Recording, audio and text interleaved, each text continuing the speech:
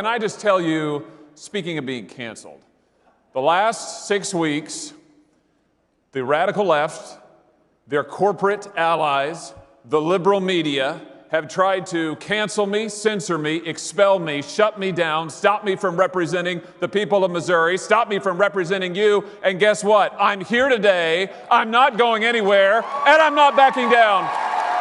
Not a chance. Not a chance. And neither are you, am I right? You're not going to back down.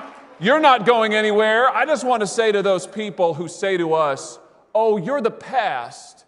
Your moment has passed. It's over. It's Joe Biden's America now. I just want to say, we're not the past. We're the future. We represent the future of this country. We represent the next generation of the country. We represent what's coming next. And there is no way that we're going to back down. We're not going to back down to the woke mob. We're not going to back down to the cancel culture. We're not going to be told what we can say or do. But listen, we've got to be honest, and we got to face the challenges that are in front of us. And I tell you what, you know this or you wouldn't be here. You know that we are facing a crisis in our country. This is one of the great moments of crisis in American history. We're facing a fight for the republic itself, and we are facing an unprecedented alliance of radical liberals and the biggest, most powerful corporations in the history of the world. They are standing together. You know who I mean. People like Google, Facebook, have you heard of them? Twitter. These companies have more power than any companies in American history, and they're allying with the radical left to try to impose their agenda on this country. They want to run this country, and if we don't do something, they are going to. And we've got a word for that. It's called oligarchy. And that's what we're facing in America right now, and we've got a basic choice. We can have a republic where the people rule, or we can have an oligarchy where big tech and the liberals rule, and that is the choice, that is the challenge that we face today. It's a perilous moment.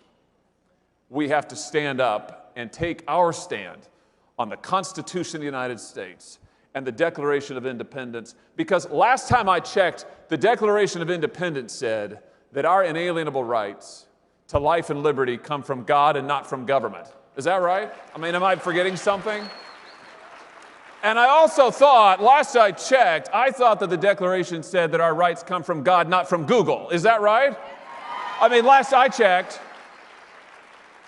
But that's the fight of our time, to make the rule of the people an actual thing again, to restore the sovereignty of the American people. You know what? That's always been the fight. That's the fight of liberty. That's been the fight of liberty since the beginning of human history. You've always got a small group of people who think they know best, and they ought to be in charge, and they ought to be able to tell us what to think and do. And today, that's the big corporations and the liberal elites. That's the oligarchy. And what are we fighting for? It's the same thing our founding fathers fought for. We're fighting for the rule of the people. We're fighting to be able to have our own say. We're fighting to be able to run our own government. We're fighting to have real self-government in America. And that's what we're about. You know, you can see where the oligarchs want to take us. Just look at the last 2 months. The last 2 months, the big tech corporations have deplatformed conservatives left and right, shut them up, shut them out, shut them down. Heck, they censored the President of the United States. If they can censor him, they can censor any American citizen. And part of standing up to the oligarchs in tech and in the media and the liberals is reclaiming our history and saying it is good, and we are proud to be Americans. We're proud to have lived in a country that started with nothing and became the greatest country in the face of the earth. We're proud to live in a country that liberated slaves, that liberated a continent that was under the thumb of Nazi dictatorship, that rebuilt the entire world after a world war. We did all of that. This nation did all of that. And are we perfect? Of course we're not perfect. It's like your pastor says at church. Have you heard this? He said, have you ever been to a perfect church? The answer, I mean, I haven't ever been. Maybe you have. The answer is no, of course not. Why? Because it's full of people. You know, every church is full of people. America's full of people, but it's full of good people. It's full of good people who continue to seek the light and continue to strive towards that more perfect union. Now, my friends, it's up to us to stand up and to remind our fellow Americans of what we believe together, of what we love together, and to tell the oligarchs who want to rule this country that their day has passed, that we are going to stand for the liberty that our forefathers fought and died for, and we are going to make it real again in this day. We can do it. We can do it.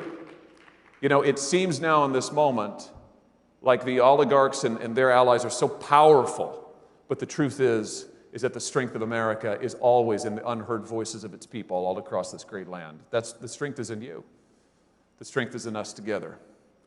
And I just want to close with a line I've thought a lot about, a quote from Daniel Webster, who in some trying years of his own that he knew, a trying time before the beginning of the Civil War, he used to end his speeches in the United States Senate by saying, "Union now, union forever."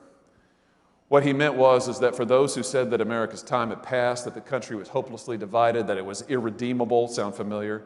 He said, no, union now, union forever. I just want to say, my friends, America now, America first, America forever. God bless you. It's great to be with you. Take care. Thank you so much.